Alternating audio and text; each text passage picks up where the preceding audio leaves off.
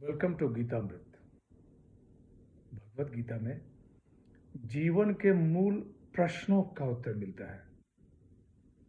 मैं कौन हूं? आत्मा क्या है? आत्मा का स्वरूप कैसा है? गीतामृत में इन्हीं विषयों का वर्णन सरल शब्दों में। Gita is eternal science and researching Gita गेट अमृत। अहम ब्रह्मास्मि, मैं आत्मा हूं। पिछले सेशन हमने चर्चा की थी अध्याय 18 श्लोक 10, 11 एवं 12। आज की चर्चा का विषय है अध्याय 18 श्लोक 13, 14 एवं 15। अध्याय 18 मोक्ष संन्यास योग, द योग ऑफ लिबरेशन बाय रिनंसिएशन। श्लोक 13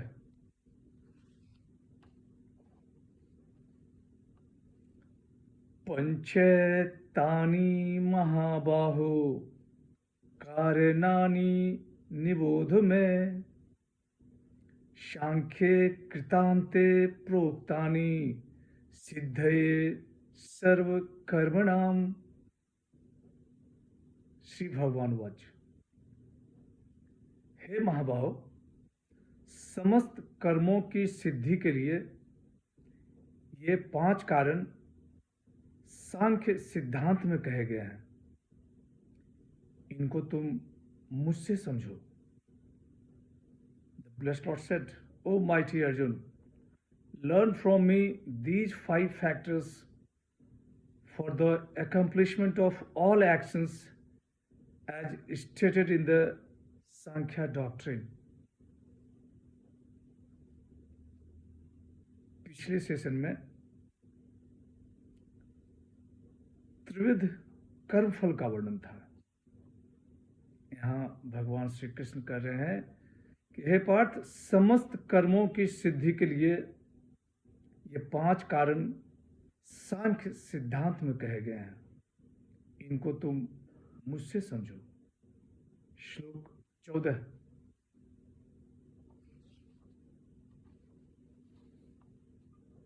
अधिष्ठानाम तथा कर्ता करणम च पृथग्विदम विविधाश्च पृथक चेष्टा दैवम चैवात्र पंचमम। श्री भगवान वाच,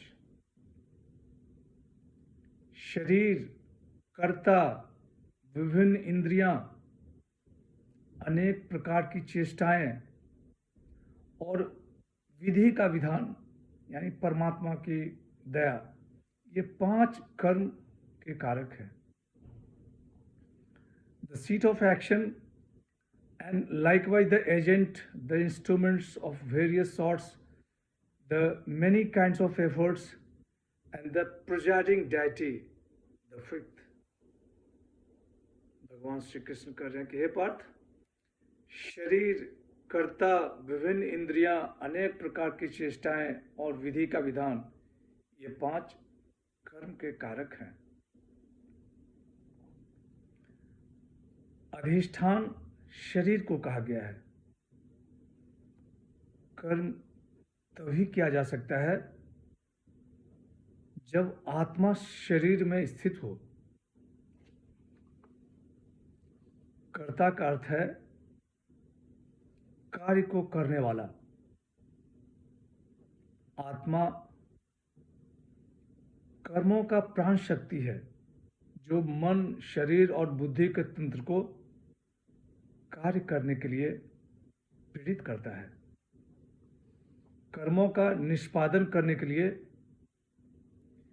इंद्रियों का प्रयोग उपकरणों के रूप में किया जाता है। कर्म के सभी उत्पादनों के होने के पश्चात भी यदि कोई चेष्टा नहीं करता, तब कोई भी कर्म नहीं किया जा सकता। चेष्टा भी कर्म का एक अन्य घटक है। परमात्मा शरीर में एक साक्षी के रूप में निवास करते हैं। मनुष्य के पूर्व कर्मों के आधार पर वह लोगों को कर्मों का संपादन करने के लिए भिन्न भिन्न प्रकार की योग्यताएं प्रदान करते हैं, जिससे कि वो कर्म करें। श्लोक 15। शरीर वांग मनोभिर्यत कर्म प्रारब्धे नरः न्यायं वा विपरीतं वा पंचेते तस्य हेतवः। श्री भगवान वाच। मनुष्य अपने शरीर, वाणी और मन से जो कोई उचित या अनुचित कर्म करता है, उसके ये 5 कारण ही हैं। The blessed Lord said, whatever action a man undertakes by his body, speech and mind, whether it is right or wrong, these 5 are its factors. आज की चर्चा यहीं समाप्त करते हैं। अगले सेशन में चर्चा को और आगे बढ़ाएंगे। यदा यदा हि धर्मस्य ग्लानिर्भवति भारत अभ्युत्थानम् अधर्मस्य तदात्मानं सृजाम्यहम्। ओम तत्सत। हरे कृष्ण।